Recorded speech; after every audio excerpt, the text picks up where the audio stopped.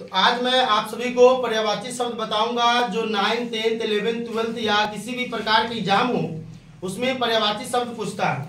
यहाँ तक कि ऐसे भी ये पूछा हुआ है, तो जो बच्चे 10th में है उनके लिए बहुत खास है और बाकी जो है उनके लिए भी जरूरी है, क्योंकि अगर आपको कोई मिल जाता है तो आपसे वो हिंदी में पूछता है।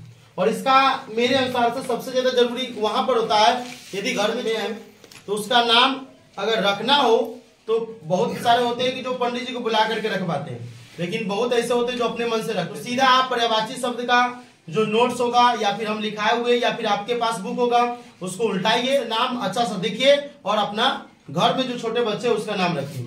तो सबसे पहले हम यहाँ पर देखा पर्यायवाची शब्द टोटल जो है यहाँ पर अ से पहले हम दिखाते हैं। तो उससे पहले हम इसका डिफिनेशन समझ ले। जो शब्द समान अर्थ के कारण किसी दूसरे शब्द की जगह ले लेते हैं उन्हें पर्यायवाची शब्द कहते हैं।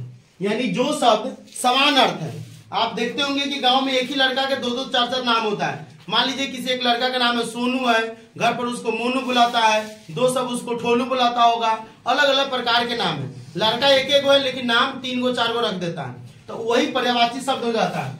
ठीक है, अब यहाँ पर देखिए पहला नंबर में अतिथि। अतिथि का मेहमान होता है, पाहुन होता है। पाहुन जो ज्यादातर करके पंडित जी सब यूज करते हैं। आगंतुक होता है, अभ्यागत होता है। उसके बाद अश्व हो गया, अश्व का घोड़ा, तुरंग, घोटक, रविपुत्र, सैधव, वाजी। अगला है अधर्म। अधर्म का मतलब होता है पाप, अनाचार, अनीत, अन्याय, अपकर्म। उसके बाद अमृत का मतलब होता है मधु। ठीक है, पीयूष, सुधा, अमी, सोम, सुरभोग।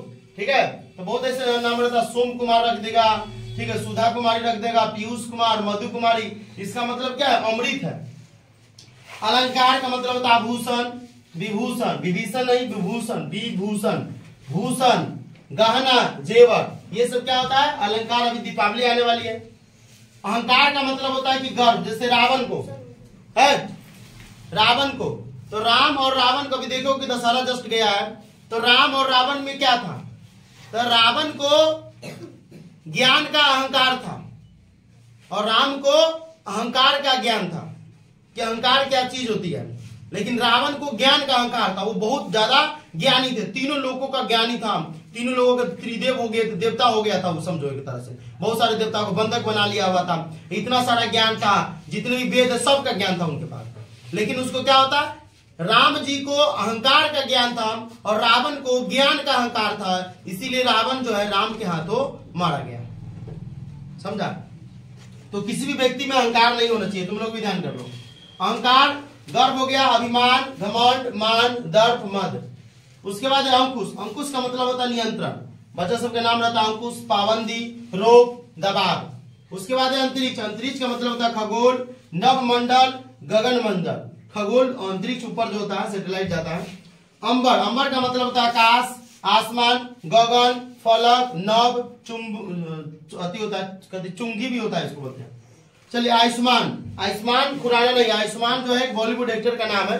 तो आयुष्मान का मतलब समझ लीजिए क्या होता है? चिरंजीवी बाबा। पहले जो है एपिसोड देखे होंगे तो उसमें आप देखे होंगे चिरंजीवी बाबा आशीर्वाद दिया जाता है। दीर्घ आयु बाबा, दीर्घ बाबा, तो दीर्घ यहाँ पर हो जाएगा, दीर्घायु हो जाएगा, शतायु हो जाएगा। अगला है आंख। आंख का कई बार कई एग्जाम में पूछा गया हुआ है, तो इसका हो जाएगा नेत्र, नयन, चक्षु, लोचन, नजर, अक्ष, चश्म। उसके बाद है आम। आम का हो जाएगा रसाल, फलराज, आम्र, सहकार, अतिसौरभ। इस तरह से हम इधर 12 को के करा दिए। अब इधर 13वां नंबर देखते हैं, तुम लोग थोड़ा ध्यान से देखना। इधर इंद्र का क्या हो जाएगा? देवेश, सुरेश, सुतरामा, देवराज, सुरपति, अमरपति। आप अगर एपिसोड देखते होंगे तो एपिसोड जैसे हिंदू का एपिसोड होता है, रामायण हो गया, महाभारत हो गया, बहुत सारे सेट इंडिया पर अभी चलता है, तो उसमें कहेगा देवराज इंद्र की जय। उसमें तो देवराज का मतलब है कि देवों का राजा है। जैसे भारत के प्रधानमंत्री होते हैं, तो भारत के प्रधानमंत्री कौन? मोदी है। तो प्रधानमंत्री यानी जितने भी मंत्री सबका प्रधान है, तो जितने भी देवता है वो सबका देवराज, ये देव है। ठीक है, और इससे भी ऊपर होता है ब्रह्मा विष्णु महेश। तो ब्रह्मा विष्णु महेश के जस्ट नीचे आता है देवराज इंद्र। ठीक है, अगला देखो इंद्रधनुष। इसका मतलब हो गया सप्त वर्ण, यानी कि 7 को रंग रहता है। उसके बाद हो गया सूर्धनु, इंद्रायुधु, इंद्रायुध, शक्रचाप इत्यादि। इत्यादि का मतलब आदि होता है, लहसुन प्याज नहीं, आदि सिर्फ। प्रवृत्ति, वगैरह, वगैरह, ठीक है। इसके बाद इनाम, इनाम का मतलब पुरस्कार, परितोषक, बख्शीश। उसके बाद ईर्ष्या, ईर्ष्या का मतलब होता है स्पर्धा, मत्सर, डा, जलन, कुंदन। उसके बाद होता है उत्पत्ति, उत्पत्ति का मतलब होता है उद्भव, जन्म, जनन, अभिभाव। 19 नंबर उपदेश, उपदेश का मतलब होता है दीक्षा। उसके बाद है नसीहत, सीख, शिक्षा, ठीक है। उपहास का मतलब है परिहास, मजाक, खिल्ली, ठीक है। यहां पर हो गया। अगला देखो उदाहरण, उदाहरण का मतलब हो गया मिसाल, नजीर, कथा, प्रसंग, नमूना, ठीक है।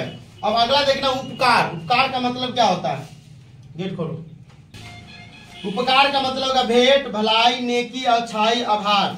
उसके बाद ईश्वर, ईश्वर का मतलब होता है वैभव, विभूति, धन संपत्ति, दौलत। और लास्ट है 24 नंबर एकांत, इसका मतलब होता है निर्जन, सुनसान, शून्य।